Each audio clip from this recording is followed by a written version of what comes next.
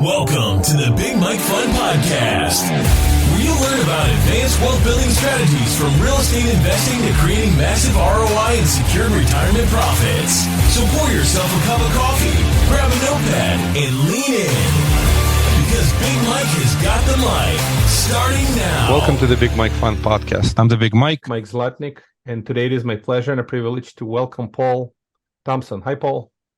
Hello there. Thanks for having me. Thank you very much for coming on the podcast. So Paul is Paul David Thompson, that's your full name, is a successful real estate investor entrepreneur, and he's transitioned from 9 to 5 to being a full-time investor. And Paul has he's a founder of the My Freedom Foundry and Next Level Mastermind, as well as he has a fund. He's a fund manager. And so could you tell us about Paul a little bit, where you live, your family first, and then we'll jump into real estate and funds and masterminds. Sure, all the fun stuff, right? So I live in Little Rock, Arkansas, and I'm very happily married for 18, almost 19 years now, I guess. And I have 2 kids. They're in junior high and high school. So I think I did that. They're going into, the 10th and 7th grade. So in 3 to 6 years, they'll both be out of the house. And so we're savoring every moment that we can with our kiddos. I certainly appreciate that. I know the drill. My oldest one out of the house, and I've got a few other kids that it's the same thing. You basically try to treasure every moment and appreciate your kids and their successes, whatever sports and activities. That's wonderful. Yep. So tell us a little bit about sort of your fund, and we'll talk a little bit about your mastermind that you have founded. So first about the fund, Sure. What's the fund name? What does it do? What does it invest into? Just curious. Right. So the name of the fund is One Call Capital, and we're a passive income fund, which focuses on providing liquidity or loans to land flippers and transactional loans and the occasional construction loan. So we're very short-term based asset lender. So our loans don't last for any more than 6 months.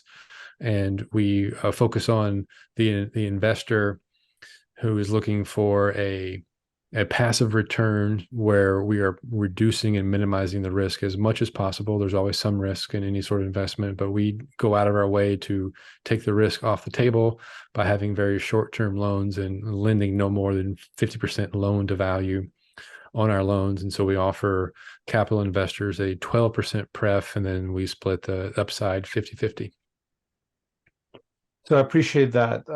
Pretty interesting that you said that. So you're basically focusing on 50% LTV, and you're able to generate pretty high yield to 12%. Most funds have 7-8 pref, right? 12% pref is a pretty high pref.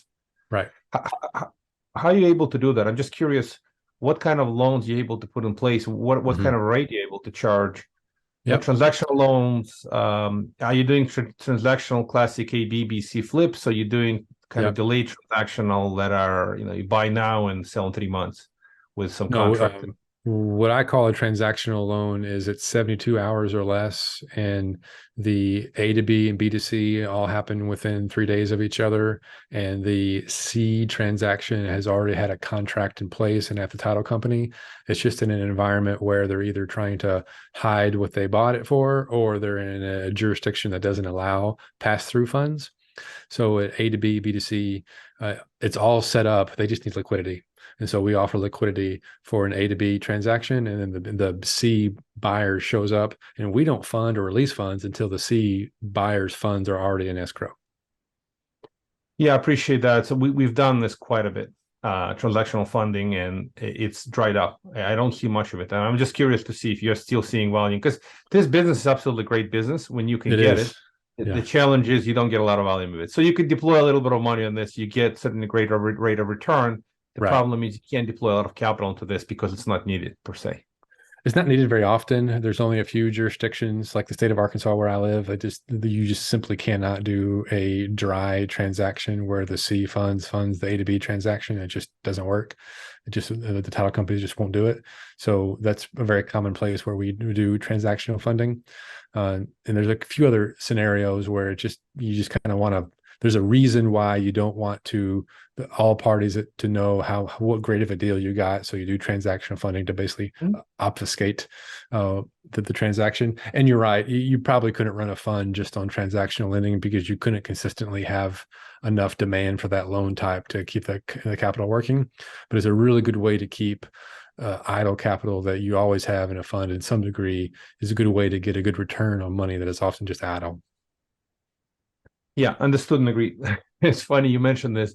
This is our past from years, 2009, 10, 11. We've done a lot of that business. Short sale flip, it had to be done, and it was a lot of demand.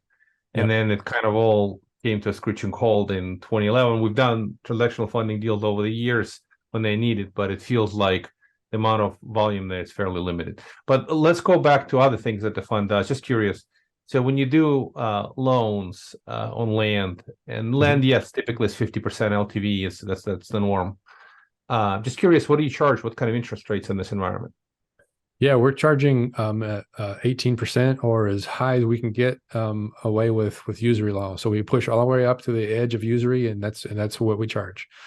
Because oftentimes in land, the borrower, or the land flipper, they've done several deals. They've tapped out their own cash. They see the opportunity in doing more deals. They have access to deals. They've done the marketing and they've secured contracts, but they've run out of cash. So they need to go find an alternative place. And going to a bank is not tenable. Very few banks, if any banks, will lend on small transactions for raw land at all. Or the other alternative is to JV with somebody who often requires 50% of the upside. So we are a kind of a happy medium between those two situations where you either get no funding or you have to give away half your deal. So we're less expensive than a JV operation.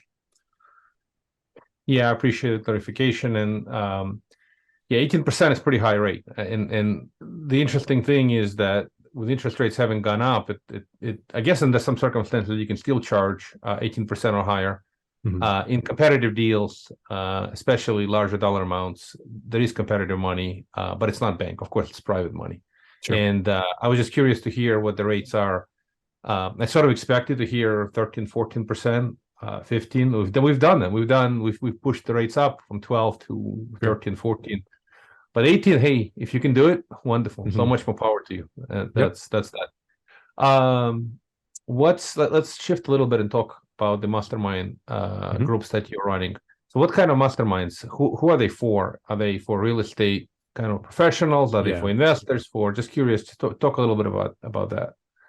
Yeah, so there's for real estate investors who are interested in either escaping their day job, or there are business owners, they're real estate entrepreneurs, and they're looking to scale their business. They're looking to have access to more insider deals.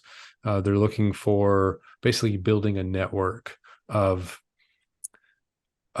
solutions for a business. Because when you're running a small syndication type business and you're just getting started, it tends to be a team sport.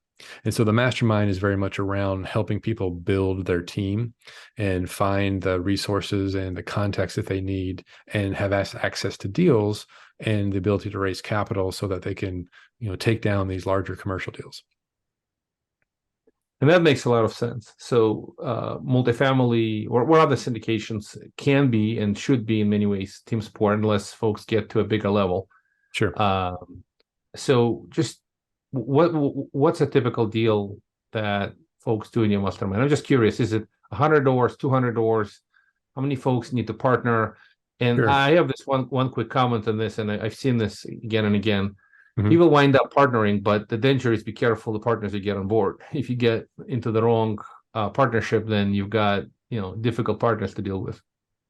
That's a good point, and that's a lot of the reason that we have a mastermind, so that we have a time to get to know each other for a while before we choose to partner together.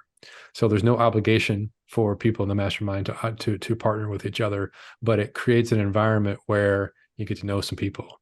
You hear the questions that they have. You hear their stories and their backstories, and it gets you a sense of their personality and kind of the way of operating, so that you can figure out if this is somebody you want to work with.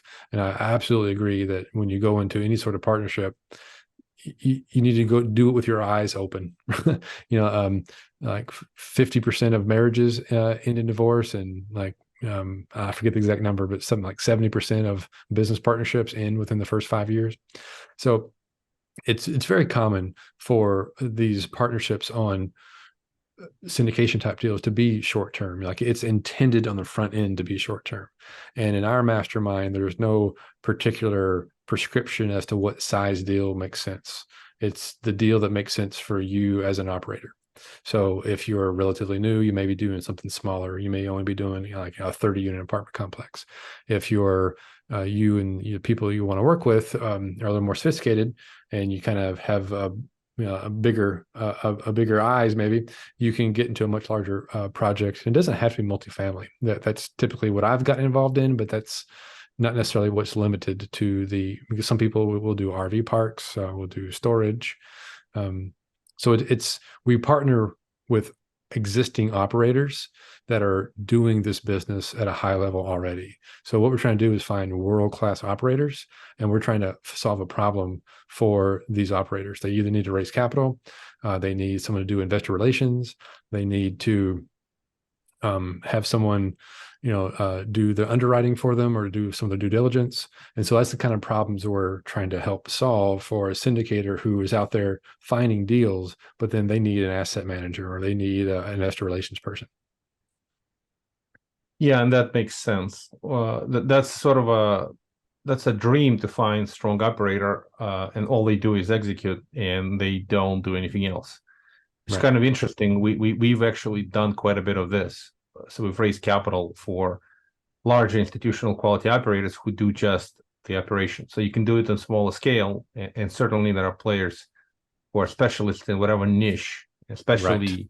this business needs local presence, local strength. Yes. And a lot of success depends on the ability to execute. I mean, at the end of the day, any of these projects very much depend on local execution. If you can't execute, it's difficult to make money. In fact, there's a lot of risk involved related to the execution. So how do you, just curious, how do you raise capital or how do folks in your mastermind raise capital for these deals? Because one of the biggest challenges in this world is know, like, and trust. And a lot of folks come up with wonderful, bright and shiny objects, but they don't have the expertise. And they're saying, well, I partner with this person because they're an expert. Well, it's their first deal together, and you're relying on a partner you don't know, on a strategy you're getting just into. I'm just curious, what's been your experience and the folks in your group with capital raising? Because it's gotten a whole lot harder. We're recording this middle of 23, and it's got a way, way harder to raise capital. It's a different world from just a year ago, certainly 2 years ago. So raising capital now is an environment where people are just very uncertain. There's a lot of cash in the sidelines trying to figure out where is safe harbor, where can they get a decent yield and take a little risk. I mean, that's the common scenario probably the biggest challenge, I would say, that any capital raiser is facing right now. And so with people in my group, it's very much independent on their network and their skill set and their experience. And so some people are doing small regional apartments that are in the scheme of things very small for air quote syndicators, but they're using their existing network. And so one of the first things we go through in the mastermind is building your power base. And most people have a much more rich and thorough Rolodex or contact list of a network than they realize. And so it's one of the first exercises we go through is, okay, this is a long-term game and this is a relationship business. And so you already have relationships. Go and nurture those and go and create your list that I call your power base. That is all the people that would know who you were when you were to text or call or email them or reach out to them on social media. And that's the people who already know you. They may not really I hope they like you, but they may not trust you yet as far as when it comes to money, but they already know you. So you've overcome the first obstacle already. And so you work that angle for a while and you provide value to them. And you create a newsletter, you create some sort of post that you do on social media about what you're getting into. You publicly state, this is something I'm getting into, and you just provide some value. One of the things that I learned is this is what a syndication is, and you just put it out there. And what you're doing is you're educating your own audience that you don't realize you already have. And when you do so, it's a small list, probably 100 people to begin with, but it's a small list. In that 100 people, there's 5 or 10 people in there who are very interested in what you're doing and very may likely invest in what you're doing. And if you're doing a small apartment complex and you only need to raise $500,000, you probably have it right there in your phone contacts, just don't know it. Yeah, I agree with that theory wholeheartedly. I do a little private coaching on a site from time to time. This is not the business I do. That's the first thing I tell them. What's your sphere of influence? Just basically write your friends and family list and go to them. And even before you commit to raising capital for a deal, go ask them, if the deal looked like this or a fund looked like this, would you invest? And how much and when? It's just kind of a most basic, but so that makes total sense. What else? I'm just curious. What other great ideas you think are out there for folks that are looking to raise capital? And then just when we finish that, the next question will be, what do you think the opportunities are? What do you see interesting opportunities in this environment where it's kind of a little slow on the transaction side? It is. But I'd love to hear your thoughts. So on the first question, I would say it's throw some parties, have some fun. It may not amount to anything business-wise, but I'm going to steal this from Grant Cardone, but I agree with it. Contacts equals contracts. And you need to go out there and be making contacts with people, and you need to be getting, reestablishing and deepening relationships with other people, and be genuinely interested in what's going on in their lives. Find out when their birthday is, and find out when their kids are graduating from school, or they're having a baby, or whatever's happening in their life.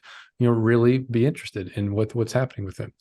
And then on the second question, well, I guess I'll finish the first question. You take these people and you have parties. So like a couple of months ago, I had an event in Houston, and it was for our mastermind, and we had a good time. We were in an Airbnb, and it was a very intimate kind of setting where it was just people from the mastermind. But then on Saturday night, we were in Texas.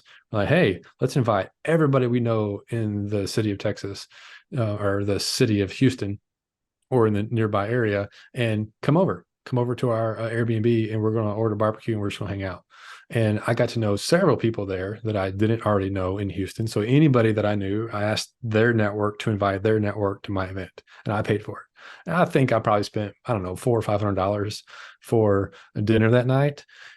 But I made and enriched contacts. Now I have their email address, I have their text, I have their phone number. I've asked what they're interested in. Are you a syndicator? Are you raising money? Like, what kind of investor are you? Are you a passive? You're active? And so I put them in buckets afterwards. And that's a good way to add to your network. So my friends, family, and associates, sphere of influence just got bigger because I was willing to host a party. And I'm not even the life of the party kind of guy. I'm just like, I like to talk to people and have interesting conversations, and I like good barbecue. Why not invite people over while you're doing that for a very nominal cost? And then to your second question, what's happening in the marketplace, and like, where's opportunity? So right now, I think with the interest rates being higher than what we've been used to the last few years, I would not really even refer to them as elevated. They're just probably back to normal, and it's been abnormal for the last 10, 12 years. And this is probably the new normal for a while. But what's interesting in this environment is owner financing makes a whole lot more sense, and is a much easier conversation to have with sellers than it ever was.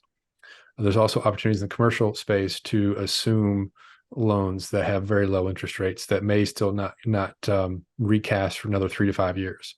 I think that'd be a very interesting strategy to look into if you're looking to buy an asset, is to try and find somebody who has an asset that they've they're over, and they might be willing to sell a bit of a discount.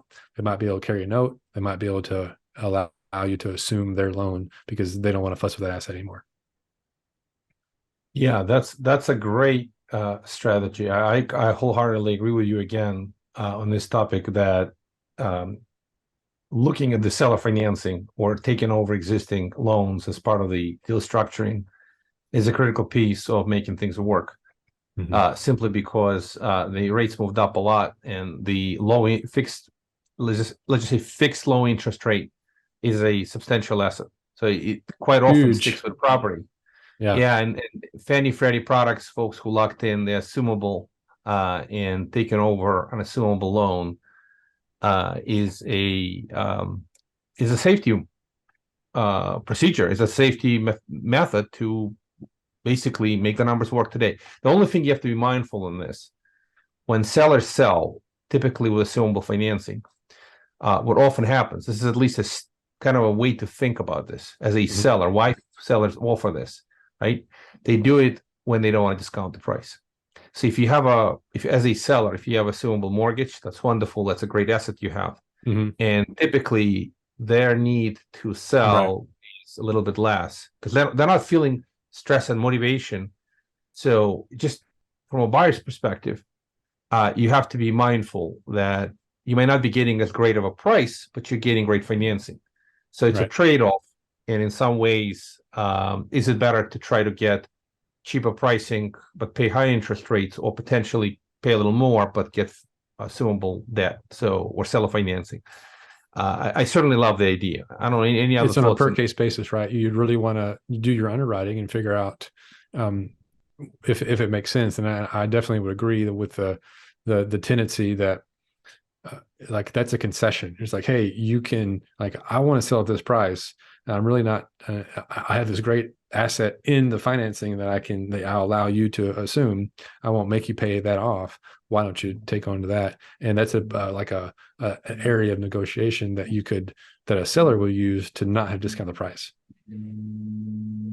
Yeah, and not only that, it's a forced assumption, right? Because Fannie and Freddie, if folks have institutional product, they have institutional loan, they have to be assumed. It's almost like you can't buy it because prepayment penalties are steep.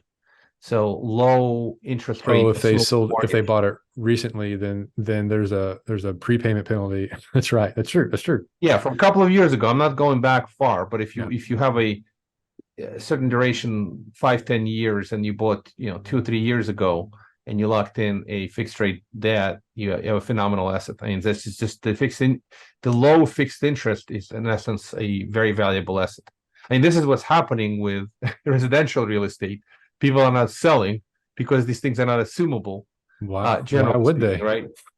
Yeah, exactly. Right now, you're not buying a house unless you have to buy a house because you're sitting on sub 6% interest that's fixed for the rest of the term of the loan. That's an amazing. I mean, it feels like free money, doesn't it? Yeah, it does, and it's not just sub 6%. I had another guest on a podcast who, if I remember correctly, and I may be a little off, but ballpark in the residential space, something like 2/3 of all mortgages on residential properties in the United States are fixed below 4%. Some crazy. Below 4. Not 6. Below 4. So it's a drastic difference versus what you can get today, and that's it's causing a lot of sellers to stay away from moving or to selling, and unless it's a life event, really, that's the only reason to move right now is if there's a compelling reason in your life that you really have to move. Yeah, exactly. So we're beginning to run out of time. I just wanted to kind of give you a chance to provide a little bit of kind of contact information, how folks reach out to you. Number one. Number two, really good book you want to recommend. Any just general sharing, any great concept. This was actually a great concept, seller financing. So as a seller, as a buyer, keep it in mind because it is happening as a consideration more and more. And what's really interesting on this subject, and I'll let you kind of jump, is when folks are refinancing today at a little bit high interest rate, they're creating safety for themselves. But if the interest rate cycle back down, they're going to have to sell with a little bit of that assumable mortgage, and it's going to work a little bit against them.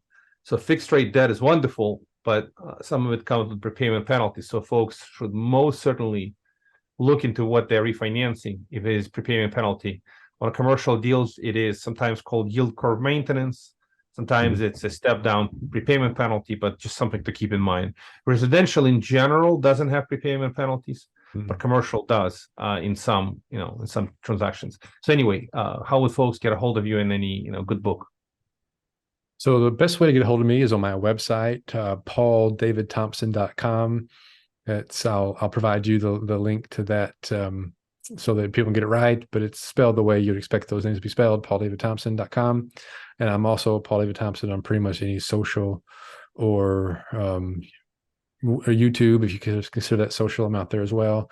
And then my fund is called onecallcapital.com, and I'll send you the link to that as well, Mike. Now, I appreciate that. You book bet. any other, so it could be a book, could be some wonderful video article. Just curious, resource. So let's think about a couple ones.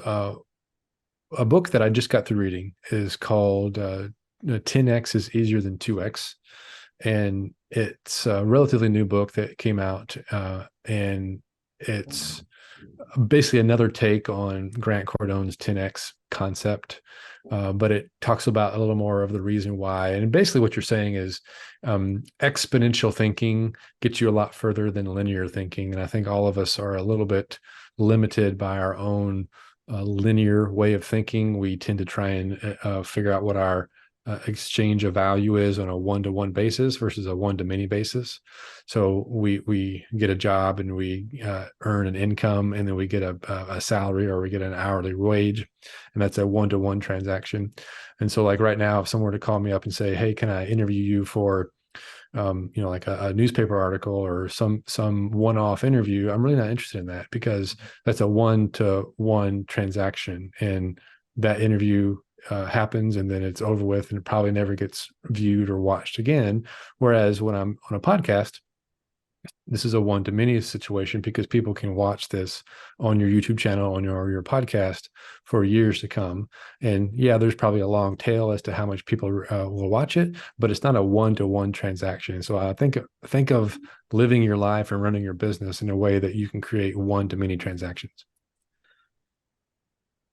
Thank you, Paul. I appreciate that. I wholeheartedly agree with you again. And it's funny, I'm going to get the book because it's relatively new, but my executive coach told me that, did you know that it's easier to 10X than 2X? I said, really? And he said, absolutely. It's a mindset. Obviously, you're focusing on the activities that have much greater impact versus the activities that have incremental impact. Right. So it's kind of geometric magnitude level of impact versus just marginal. So makes a lot of sense. Once again, Paul David Thompson, justlikeitsounds.com. Appreciate you. Thank you for coming on the podcast. Wishing you best of success. Thank you again. Thanks for having me. Thank you for listening to the Big Mike Fund Podcast. To receive your copy of Mike's How to Choose a Smart Real Estate Fund book, head to bigmikefund.com or visit Amazon and type Mike's slot name. Keep listening and keep investing Big Mike style. See you on the next episode.